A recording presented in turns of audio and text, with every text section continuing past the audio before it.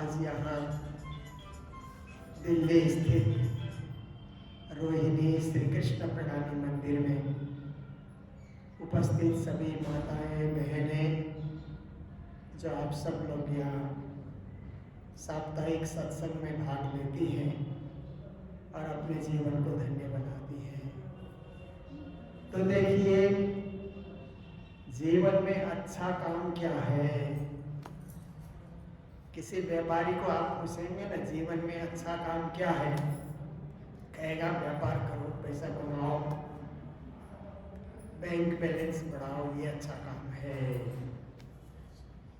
एक खिलाड़ी को पूछिए जो क्रिकेट खेलता है, फुटबॉल खेलता है, ऐसे खिलाड़ी को पूछिए जीवन में अच्छा काम क्या है, तो बोला खेल खेलो, खेल खेलो और नाम कमाते जाओ।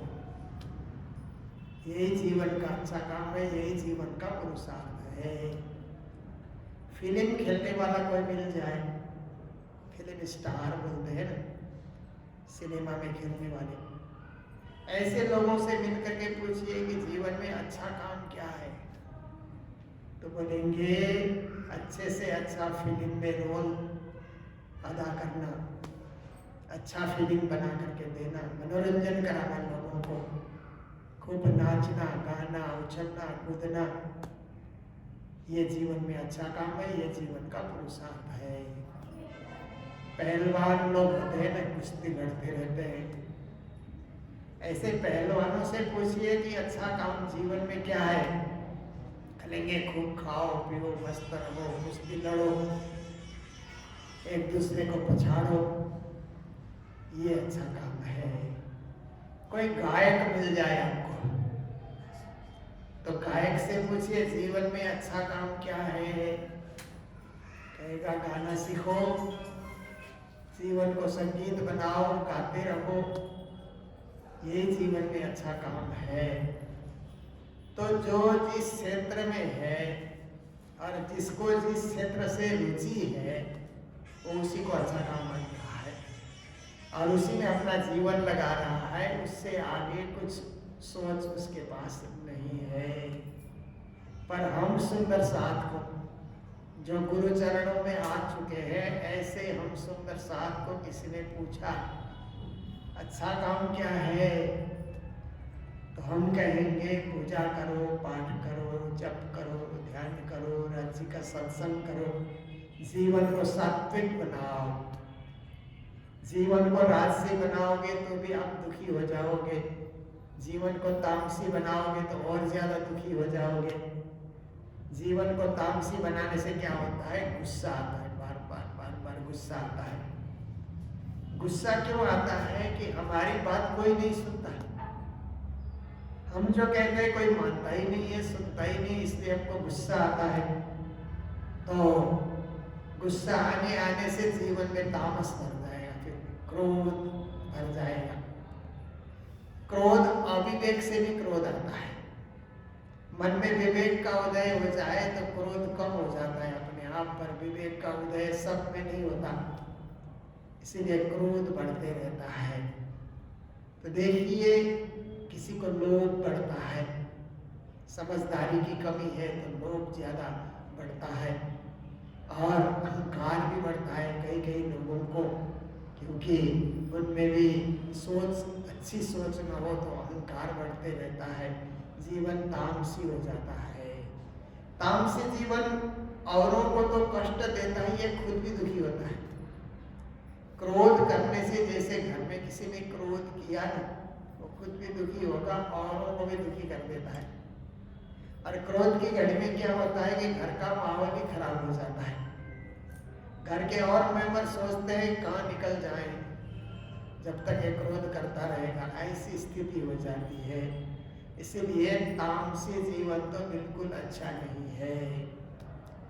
राजसी जीवन में क्या होता है कि रोज श्रृंगार करो, रोज नई चीजें खरीदो, रोज बढ़िया चटपटा भोजन खाओ। रोज रोज कितना ऐसा करेंगे, वो भी तो पार पाने वाली बात नहीं है। इसलिए एक जीवन ऐसा है सात्विक जीवन, जो रोज ही हम ऐसे जीवन का पालन कर सकते हैं। और बुढ़े हो जाएंगे, बीमार हो जाएंगे तो भी सात्विक जीवन हमारे पास है तो हम सुखी रहेंगे। राजसी जीवन और तामसी जीवन है तो बुढ़ापे में और दुख होता है। कैसे दुख होता है कि बुढ़े होने के बाद घर के किसी सदस्य को बुलाए तो पास में आते नहीं है, बुलाते रह जाते हैं, आते नहीं है, समय नहीं है, बाद में आएंगे, ऐसा करके कई कई लोग निकल जाते हैं ना, तो बुढ़े लोग देखते रह जाते हैं, क्योंकि पहले क्रोध किया है, पहले राजसी स्वभाव दिखाया है, पहले से सात्विक स्वभाव जिसने रखा है, तो वो बुलाएगा तो हाँ माता जी, हाँ पिताजी, ऐसे करते हुए लोग पहुंचेंगे, क्योंकि वहां जाने से भी प्रेम ही तो मिलेगा। और बड़े लोगों के पास जाने से क्या है, प्रेम मिलता है, आशीर्वाद मिलता है बड़े लोगों के पास। इसीलिए कहा जाता है ना कि वृक्ष जब तक हरा भरा होता है ना, तो फल भी देता है, फूल भी देता है। वृक्ष जब सूख जाता है तो छांव देता है, परछाई बोलते हैं, कुछ तो देता ही है वृक्ष। मनुष्य को वृक्ष कुछ न कुछ दे करके रहेगा, खाली नहीं जाने देगा, अपनी परछाई देता रहेगा। कुछ नहीं तो वृक्ष सूख जाता है तो लकड़ी दे करके जाता है, जलाने के लिए लकड़ी। तो ऐसे ही माता पिता जब वृद्ध हो जाते हैं, जब तक माता पिता काम करने के योग्य होते हैं तो फल भी देते हैं, फूल भी देते हैं, घर में कपड़े लत्ते भी दे देते हैं, पैसा मांगो तो पैसा भी देते हैं, जो मांगो सो माता पिता हाजिर करते हैं। सब तुम्हारे लिए है, हम किस लिए करते हैं, तुम लोगों के लिए, बच्चों के लिए है, बच्चों की खुशी हमारी खुशी है, ऐसा माता पिता का मानना होता है। फिर माता पिता जब बुढ़े हो जाएंगे तो धन तो उनके पास नहीं रहेगा, पहले ही बांट देते हैं। दयालु माता पिता क्या करते हैं, पहले ही बांट देते हैं, तो बाद में कुछ नहीं रहेगा। पर वृक्ष छांव देता है ना, ऐसे आशीर्वाद तो दे सकते हैं ना, आशीर्वाद देंगे, पास में जाएंगे तो उनका आशीर्वाद मिलेगा। और जब दुनिया से जाते हैं माता पिता तो धर्म का संस्कार दे करके जाते हैं, हम सबको धार्मिक बनने की प्रेरणा दे करके जाते हैं। कुछ न कुछ मिलता ही है, पर माता पिता भी सात्विक हो और बच्चों में भी सात्विकता आ जाए तो कहना है कि आज जीवन हमारा यही परम धाम बन जाएगा। पर किसी ने तामसी जीवन को अपनाया, राजसी जीवन को अपनाया तो घर में क्लेश होते रहता है। फिर भी अपना कर्तव्य क्या है, औरों का कर्तव्य और लोग जाने, हमारा कर्तव्य है हम सात्विक बन करके रहें, उससे हमें तो शांति मिलेगी। हमारे जीवन में हम खुद अपने जीवन में शांति और अशांति बटोरने वाले हम खुद हैं। हम चाहेंगे तो हमारे जीवन में शांति का अनुभव कर सकते हैं, और हम ना चाहे तो हमारे जीवन में अशांति भी हम खुद भर सकते हैं, अशांत भी हम खुद हो सकते हैं। और कभी कभी लगता है कि मान सम्मान के लिए भी हम लोग अशांत हो जाते हैं ना, कि घर में हमारा कोई मान नहीं है, कोई सत्कार नहीं है, कोई सेवा नहीं है, ऐसा करके। पर देखिए, लोग मान सम्मान करें ये बात अलग है, पर हम ऐसा काम करें राज्य की भक्ति की हमारी आत्मा ही हमको मान सम्मान करे, ऐसा भी तो हो सकता है ना, कि हमने अच्छा काम किया है तो हमारी आत्मा ही हमें संतुष्ट रखेगी। और लोग जो करते हैं करने दो, पर हमने तो बुरा नहीं किया किसी का, हम अच्छा ही कर रहे हैं, इसलिए हमारी आत्मा हमें संतुष्टि दे रही है, हमारी आत्मा हमें मान दे रही है, सम्मान दे रही है कि तुम ठीक हो। और लोग भले ही गलत मार्ग पे गए, तुम नहीं गए। जैसे आप देखिए विद्यार्थी जीवन में क्या होता है, स्टूडेंट लाइफ कहते हैं ना, जब स्कूल में थोड़े बच्चे बड़े हो जाते हैं तो विशेष करके लड़कों में देखा जाता है, कॉलेज जाते हैं तो जो शरारती कॉलेज के दोस्त होते हैं वो उनको सिगरेट पीना, तम्बाकू का सेवन करना और भी शराब का सेवन करना, वो जो खुद कर रहे हैं वो संगत, दुनिया में संगत जैसी संगत वैसी रंगत, ऐसा करके कहा जाता है ना। तो दुनिया में इस प्रकार की संगत भी बहुत सारे लोगों को मिलती है, पर जो विद्यार्थी ऐसी संगत में नहीं गया उसकी आत्मा उसको जीवन भर सम्मान करेगी। देखो कैसे हमारे साथी भाई लोग हमें फंसा रहे थे, हमें खींच रहे थे अपनी ओर, परंतु हम नहीं गए उस ओर। जो जाएगा वो जीवन में पछताता रहेगा कि अच्छा काम हमने नहीं किया, गलत संगत में हम चले गए। पर गलत में नहीं गया, बच गया तो जीवन भर उसकी आत्मा सम्मान करती है। और दूसरी बात क्या होता है, स्कूलों में कभी कभी चोरी करके पास करने का भी मौका मिलता है। टीचर लोग इधर उधर हो जाते हैं ना, तो बच्चे लोग कहीं ना कहीं से चोरी करके फिर परीक्षा पास कर देते हैं। और कई बच्चे बोलते हैं कि नहीं हम पढ़ करके पास करेंगे, हम इधर उधर किताब देख करके लिख करके हम पास नहीं करेंगे। तो जिस बच्चे ने पढ़ करके पास किया, जीवन भर उसकी आत्मा उसको सम्मान करती रहेगी, हाँ तो सही था, सही समय में सही फैसला लेने वाला तो अच्छा व्यक्ति था। और जिसने थोड़ा गड़बड़ किया है उसकी आत्मा उसको कचोटती रहेगी, एक दो काम तेरे से अच्छा नहीं हुआ जीवन में।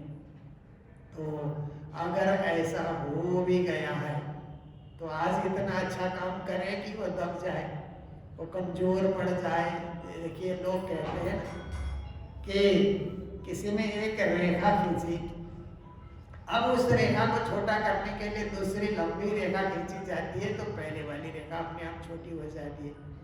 ऐसे ही जीवन में कोई गलत मार्ग में कोई व्यक्ति गया है तो अच्छा मार्ग में अच्छी तरह चलने लग जाए तो पहले का जो छोटा उसका दोष अपने आप ही छोटा हो जाता है, अपने आप ही कमजोर पड़ जाता है। इसीलिए अच्छाई को ज्यादा विस्तार करना, भलाई को ज्यादा विस्तार करना और बुराई को आने न देना, बुराई के विषय में सोचना भी नहीं, आने भी नहीं देना।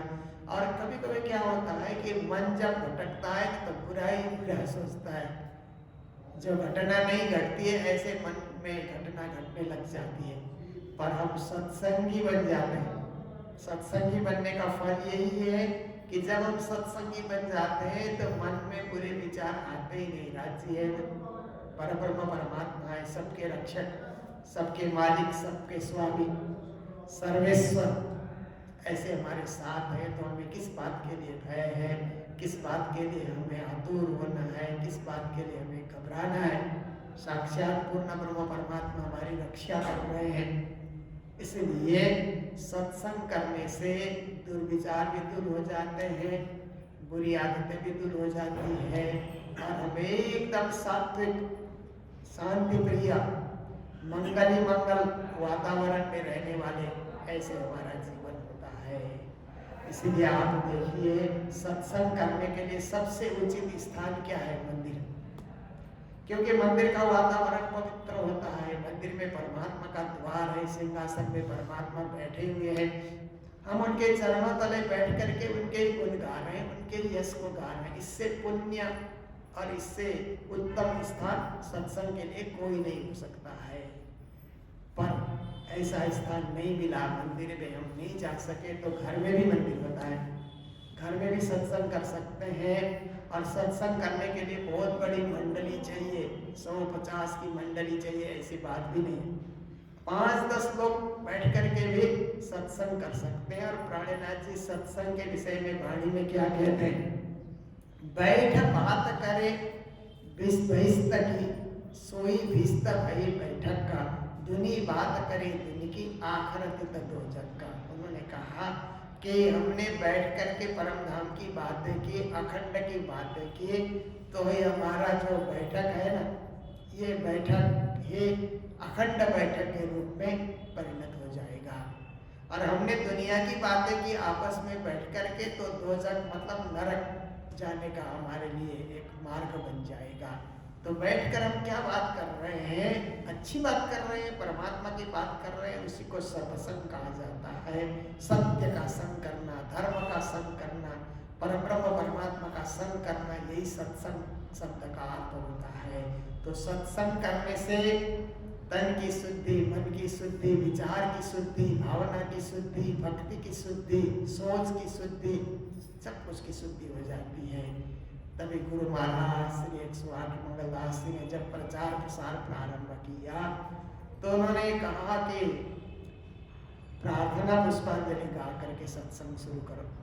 क्योंकि प्रार्थना पुष्पांजलि में उनकी आत्मा की आवाज छुपी हो। उन्होंने जो राज्य को जिन शब्दों से पुकारा, जिन शब्दों को सजा करके प्रार्थनाएं उन्होंने तैयार की, उन प्रार्थनाओं में एक भाव है, एक प्रेम है, एक झुकाव है, एक अनन्यता है, एक समर्पण।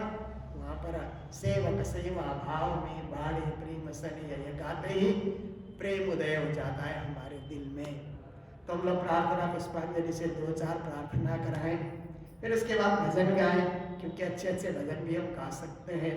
राज्य को रिझाने के लिए हम लोग भजन गाएं, फिर हम लोग वाणी भी गाएं, एक आध वाणी भी गाएं, क्योंकि वाणी गाने से और राज्य के ही शब्दों को गाने का हमें मौका मिल जाता है।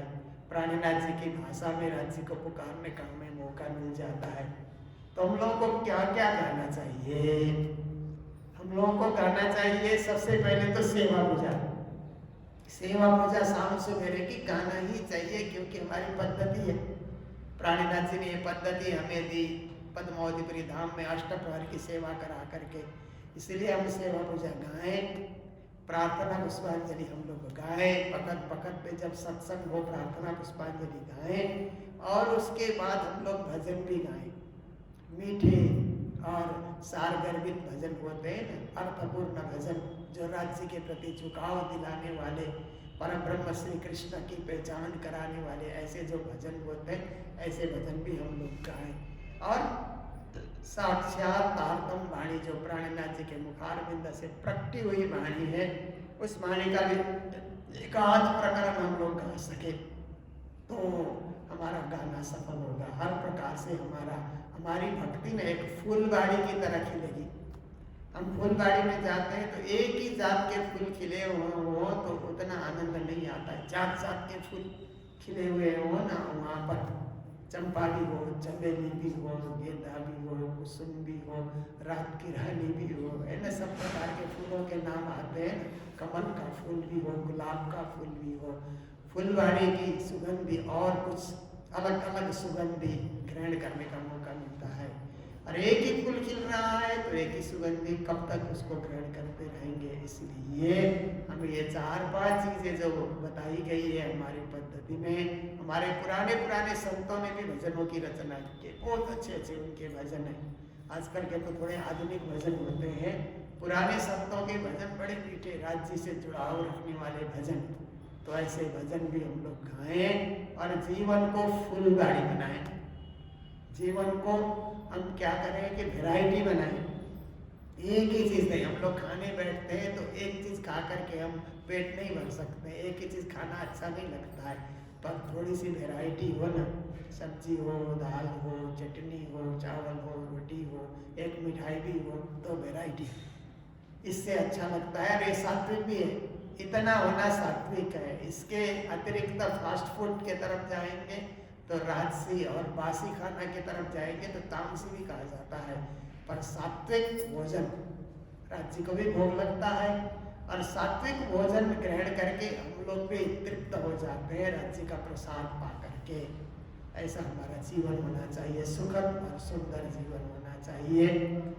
मैं तो अचानक ही आज आ गया क्योंकि आप सबको विदित होगा, मैंने भिवानी से भी अनाउंसमेंट किया था, भिवानी के मेले से, कि आने वाले सितंबर नेक्स्ट ईयर सितंबर 7 तारीख से 12 तारीख तक पूज्य महाराज जी का 80वां जन्म उत्सव नई दिल्ली में रोहिणी में मनाने की तैयारी हमारे यहाँ के कमेटी के सभी सुंदर साथ तैयारी कर रहे हैं। तो उस पर 480 पारायण, पहले 400 पारायण की शोभा सबको अच्छी लगी जो हम लोगों ने राजौरी गार्डन में किया था। 400 पारायण, उसकी शोभा अपरंपार रही। तो इस बार 80 भी जोड़ते हुए महाराज जी का जो है कार्यक्रम 80वां उनका जन्मोत्सव जोड़ करके 480 पारायण। तो यहाँ के सुंदर साथ में कमेटी के मेंबर ने मुझे भिवानी में ही कहा था कि एक जगह हम लोगों ने देखी है, आप भी पसंद करेंगे तो उसी को हम लोग निश्चित करेंगे। तो यहाँ से 3-3.5 किलोमीटर की दूरी पे बहुत ही सुंदर पहले की तरह ही पंडाल सुंदर सजा हुआ है, उसको देखने गए और उसको हम लोगों ने पसंद भी कर लिया है। तो बाकी तैयारी तो आप सबको ही करनी है। दिल्ली के तो क्या बोलते हैं, होस्ट हो जाते हैं ना, दिल्ली में कार्यक्रम होता है तो यहाँ के सुंदर साथ को होस्ट कहा जाता है, बाहर से आने वाले को गेस्ट कहा जाता है। तो आप लोग ही होस्ट बनेंगे। 480 पारायण के पूरी तैयारी होगी, अच्छा से अच्छा कार्यक्रम हो जाए, ऐसे कार्यक्रम जीवन में अपने आँखों से देखने को मिले, हम सब उस कार्यक्रम के साक्षी बन सके। इसके लिए ही मैं आया। तो यहाँ मंदिर में भी थोड़ी देर आया, माताओं ने मुझे बताया आज सत्संग भी है, तो सुन करके अच्छा लगा। तो आप सब लोग खूब सत्संग करते रहिए, जीवन को आनंद से भरते रहिए, फूल खिलने की तरह जीवन में उत्साह और भावना आप लोग करते रहिए, ताकि समय समय पर संत गुरुजनों को भी आकर के संबोधन करने का मौका मिले। तो आज इतने में ही मैं अपने प्रवचन रख रहा हूँ। मेरा एक कार्यक्रम और है, वहाँ पे जाना है, इसलिए आप सबको प्रणाम करते हुए मैं मेरे शब्दों को ही विराम दे रहा हूँ। बोलो सतगुरु महाराज की जय, श्री प्राणनाथ प्यारे की जय, सर्व सुंदर साथ की जय, प्रिया